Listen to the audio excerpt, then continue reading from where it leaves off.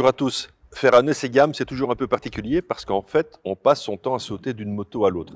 Alors nous sommes restés dans la même famille, nous sommes restés dans la famille des Softail et nous avons pris le guidon de 5 machines qui représentent en fait une partie de cette famille. Bien sûr, la Lowrider S est la nouveauté 2020, même si elle est sortie en 2019. Sa plus proche cousine est en fait la Sport Glide, qu'on avait déjà essayé il y a quelques mois dans l'émission. On a pris le guidon également en fait de la Fat Bob, de la Street Bob, et en fait, pour terminer, de l'héritage. Alors, qu'en est-il? On est évidemment sur des bases relativement similaires, on passe du 104 inch au 114. Finalement, les réponses moteurs sont relativement similaires sur toutes les motos. L'Heritage est celle qui bénéficie de la plus grosse motorisation parce qu'en fait, elle est aussi la plus lourde à emmener. Et j'ai été assez étonné en fait parce qu'on a roulé d'une manière qui n'était pas une manière Harley-Davidson. On a fait du ride mais un peu trop rapide, même par moment à mon goût. Et en fait, chaque moto s'en est vraiment bien sortie.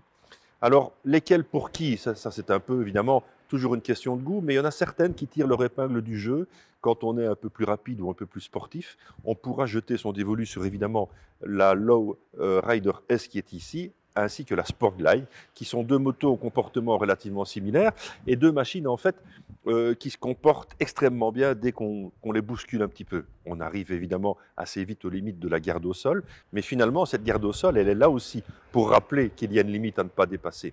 Et en fait, la surprise générale était évidemment cet héritage, parce qu'elle a suivi le rythme de toutes les autres, et elle s'est très très bien comportée avec, en fait, des 5 motos essayées, celle qui offre le plus de confort.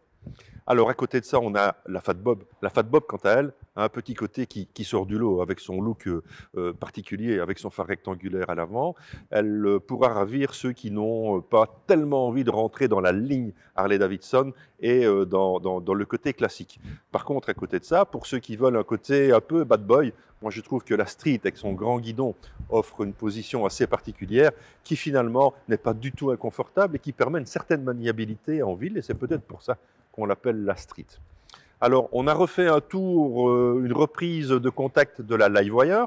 Elle est toujours aussi amusante à conduire, elle est toujours aussi vive, elle est toujours aussi rigolote. Elle surprend toujours autant les gens parce qu'on a roulé avec cette moto un dimanche, il y avait du monde un peu partout et les gens sont étonnés de voir des motos qui ne font pas de bruit. Il a fallu se méfier un petit peu parce qu'à mon avis, il n'a pas plu depuis un certain temps ici et en fait, le sol était très glissant, que ce soit avec la gamme normale ou avec la Livewire. On a passé évidemment un week-end exceptionnel parce que Harley nous avait préparé des petites surprises, comme cette petite séance de hill climbing. Alors là, bon, on s'est retrouvé sur des 750 préparés et il était question d'essayer de claquer un temps dans la montée pour voir qui s'en sortait le mieux. C'était en tout cas vraiment rock'n'roll. On s'est très très bien amusé pendant cet après-midi. Et là, en fait, la journée n'est pas finie. On va partir ce soir avec des motos, avec en fait des sporteurs qui ont été customisés.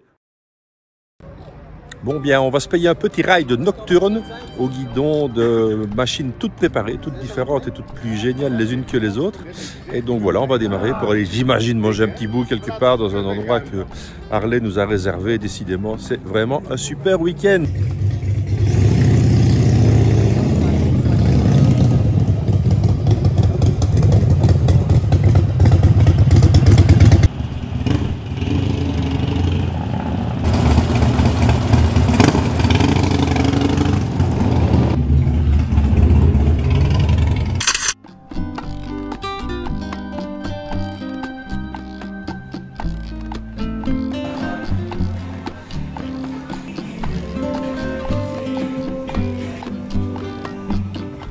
Voilà, la gamme Softail essayée confirme en fait tout le bien qu'on pensait déjà d'elle. Ce sont des motos qui permettent d'avoir une possibilité d'entrer dans la famille Harley à partir de 14-15 000 euros, jusqu'à évidemment 25 000.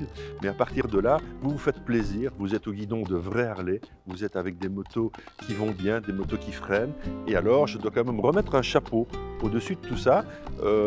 J'ai vraiment l'impression qu'il y a eu un gros effort qui a été fait chez Harley à 2 niveaux. Le premier, c'est la qualité de freinage de toutes les motos essayées. Et le deuxième, c'est la qualité des boîtes de vitesse qui sont devenues douces. Alors ça change parce qu'au début, on était habitué évidemment à des boîtes qui claquaient très fort chez Harley-Davidson. Et ben, c'est plus le cas du tout.